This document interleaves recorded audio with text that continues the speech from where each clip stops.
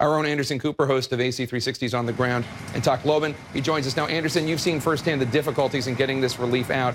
Tell us what you're seeing. It is a miserable situation here, and it does not seem to be getting better day by day. We're now entering the 5th day since the storm hit here in Tacloban. And I can tell you we're at the airport now, or what's left of the airport.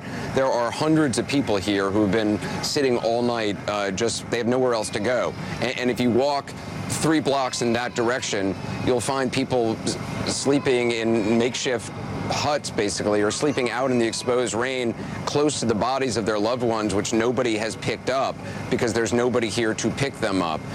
You would expect perhaps to see maybe a feeding center that had been set up about 5 days after the storm. We haven't seen that, certainly not in this area. Some food is being brought to people here at the airport, some water being distributed, but it is very, very difficult conditions for the people here on the ground, and it's not clear how much longer it can continue like this. Something has got to give.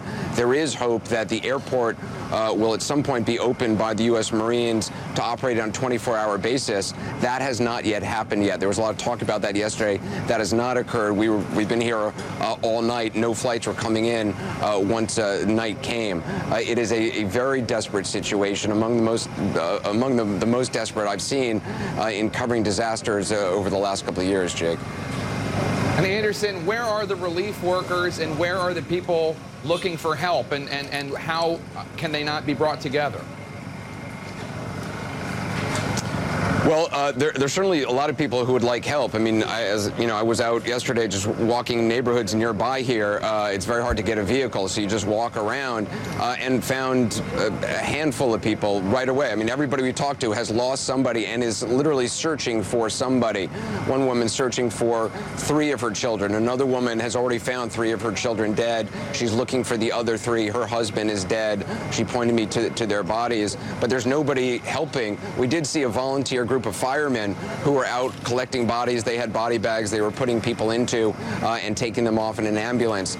But that's a drop in the bucket. And as for the question of where is the bigger relief effort, I'm not exactly clear. It could be happening in some other place, but this is the airport in Tacloban, and if you'd see it anywhere, this would be the main staging ground. There's certainly Philippine military are on the ground here. Some trucks have gone out, but I was in Japan right after the tsunami there 2 years ago, and within a day or two you had Japanese defense forces going out, carving up cities into grids and going out on foot looking for people, walking through the wreckage. We have not seen that here in any kind of large-scale operation.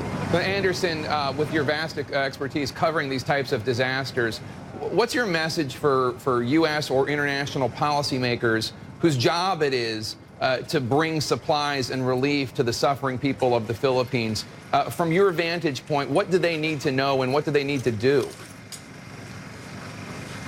Well, certainly U.S. military personnel are here on the ground. There's a group of Marines here. They've set up operation. The Marines have checked out the airport, and I know that is underway, and that cannot come soon enough. But, as for who exactly is in charge of the Philippine side of this operation, that is not really clear. I mean, I'm just surprised that I expected on this day 5, I thought I'd maybe gotten here very late, that things would be well in hand. It does not seem like that. People are desperate. People do not have any place for shelter. It is very difficult for people to get food. Neighbors are helping out neighbors. Water is in short supply. It is a very, very bad situation here, Jake. All right, Anderson Cooper, thank you so much. Stay safe, and we know everybody will be watching AC 360 later tonight.